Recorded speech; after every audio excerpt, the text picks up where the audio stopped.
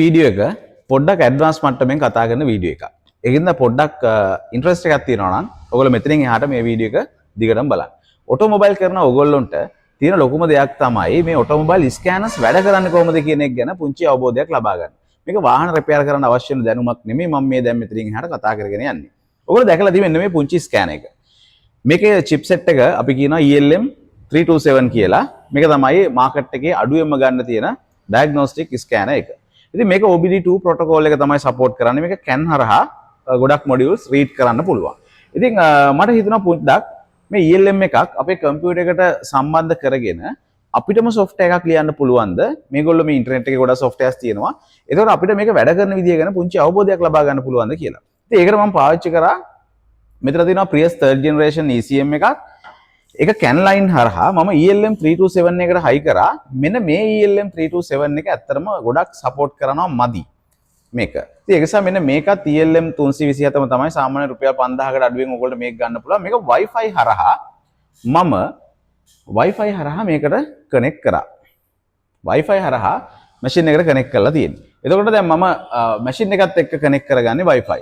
මේකට software එකක් මම පාවිච්චි කරේ නැහැ. මම software එකක් නිපදවන්න තමයි මෙතන පුංචි අදහසක් තිබ්බේ. මේකට මම පාවිච්චි කරා Python කියන programming language එක. Python programming language එක ගැන මට ලොකු අදහසක් නැහැ. ඒක නිසා මම උදව් ගත්තා ChatGPT වලින්. ChatGPT සහ Python පාවිච්චි කරලා මම පුංචි software එකක් ලිව්වා.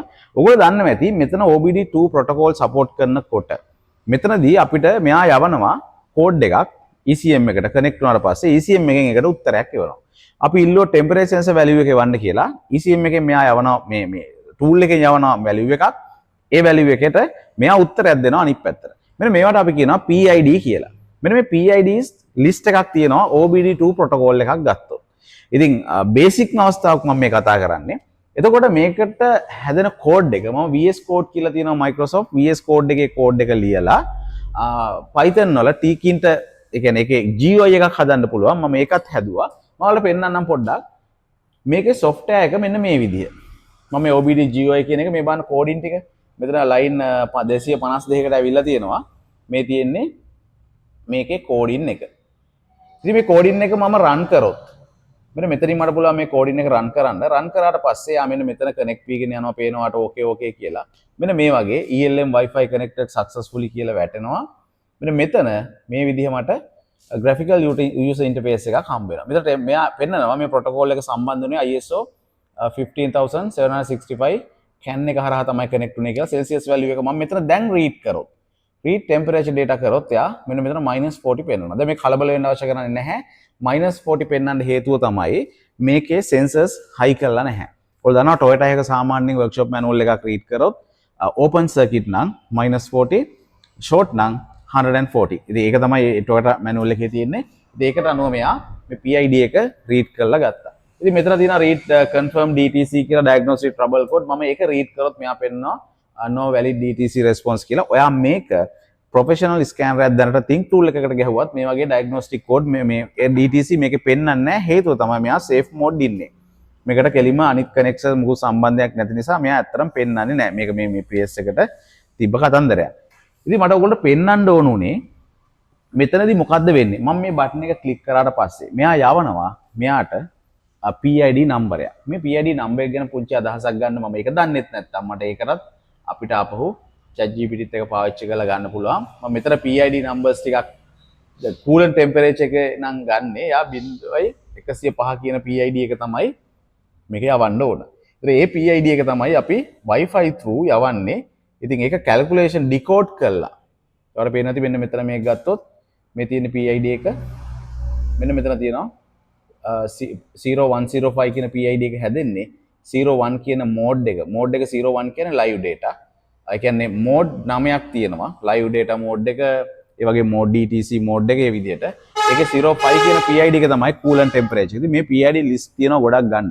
මම මේක කිව්වේ automobile ඉගෙන ගන්න පුංචි දුවල පුතාලට software පැත්තත් එක්ක මේක ගලප ගන්න ආස කරන කට්ටියට මේ මොකද්ද මේ තියෙන කතන්දරේ කියලා. මේක වාහන රිපෙයාර් කරන්න අවශ්‍ය වෙන්නේ නැති වුණාට ඔයාලට ඇඩ්වාන්ස් විදිහට මේ programming මේවා අතර තියෙන connection මේ network කොහොමද connect වෙන්නේ කියන එක හිතාගන්න ලොකු උදව්වක්. ඇතරම ප්‍රෝගමින් නොලෙජ් එකක් නැතුව වුණත් සීරෝ නොලෙජ් එකකින් වුණත් අද තියෙන AI තාක්ෂණය පාවිච්චි කරලා අපිට පුළුවන් මේ වගේ පුංචි එක්ස්පෙරිමන්ට් අර මේ සම්බන්ධව ඉගෙන ගන්න ආස කරන ඔටෝමොබයිල් සොෆ්ට්වෙයාර් පැත්තට ඉස්සරහට ඉගෙන ගන්න ආස කෙනෙක් ඉන්නව නම් ඒක ලංකාවේ තාම මේක අවස්ථාවක් නැති වුණත් ඉස්සරහට ඉගෙනගෙන යන්න අවශ්‍ය කරන දුවේ පුතෙක් ඉන්නවා නම් මේ වගේ පුංචි තෝතැන්නකින් මේක පටන් ගන්න පුළුවන්. මේක ලොකුවට කරගෙන ගියොත් මමත් එක්ස්පර්ට් කෙනෙක් විදිහට නෙමෙයි මේ කතා කරන්නේ. මං කිය මේ වගේ දේවල් උරගාලා බලලා අපේ ඉන්න කොල්ලෝ කෙල්ලෝ පොඩි දුවා දරුවෝ මේ ෆීල්ඩ් එකට සොෆ්ට්වෙයාර් පැත්තෙන් ආවොත් අපිට ලොකු අනාගතයක් තියෙන රටක් විදිහට ඔටෝමොබයිල් වල අපෙත් ලොකු ටීම් එකක් මේ හැම තැනම රිංගලා ඉන්නවා කියන එක. අපේ දක්ෂ මෙකැනික්ලා දක්ෂ ටෙක්නීෂියන්ලා ගොඩක් ඉන්නවා. අපිට තාම සොෆ්ට්වෙයාර් පැත්තට මේ රිංගගත්ත කට්ටිය වල ලොකු අඩුවක් තියෙනවා විශේෂයෙන් ඔටෝමොබයිල් පැත්තේ. ඉතින් ඒක නිසා මම ආරාධනා කරනවා ඕගොල්ලොන්ට මට පුළුවන් ගයිඩ් එකක් තිබොත් මම කියන්නම්. මමත් එක්ස්පර්ට් කෙනෙක් නොවෙන නිසා මම ඕගොල්ලන්ට කියන්නේ ඕගොල්ලොත් අත්හදා බලමු. අපි මේක ඩිස්කස් කරමු. ඩිස්කස් කරලා ඔටෝමොබයිල් සොෆ්ට්වෙයාර් පැත්ත, ඔටෝමොබයිල් ප්‍රෝග්‍රෑමින් වල අවශ්‍ය කරන ඒ ඩේටා කැල්කියුලේෂන් පැත්ත, කැන්ලයින් ස්නිෆින් කියලා තියෙනවා, කැන්ලයින් එක රිවර්ස් ඉන්ජිනියරින් මෙන්න මේ දේවල් කරන්න ආස කරන කොල්ලෝ කෙල්ලොන්ට දුවලා පුතාලට ලොකු අවස්ථාවක් තියෙනවා මේ AI ආගමනයත් එක්ක ඕගොල්ලොන්ගේ මේ දැනුම වර්ධනය කරගන්න. ඉතින් ඒක කරන්න උත්සාහ කරන්න කියලා ඉල්ලන ගමන් මම ඕගොල්ලන්ට මෙතන පෙන්නුවේ ELM 327 එකක් සිම්ප්ලි විදිහට Wi-Fi network එකක් කරහා කම්පියුටර් එකට සම්බන්ධ කරගෙන Python language එක පාවිච්චි කරලා AI එහෙම නැත්නම් ChatGPT පාවිච්චි කරලා කොහොමද අපිට අදාළ පොඩි ඉන්ටර්ෆේස් එකක් හදලා මේ data transfer කරගන්නේ කියලා.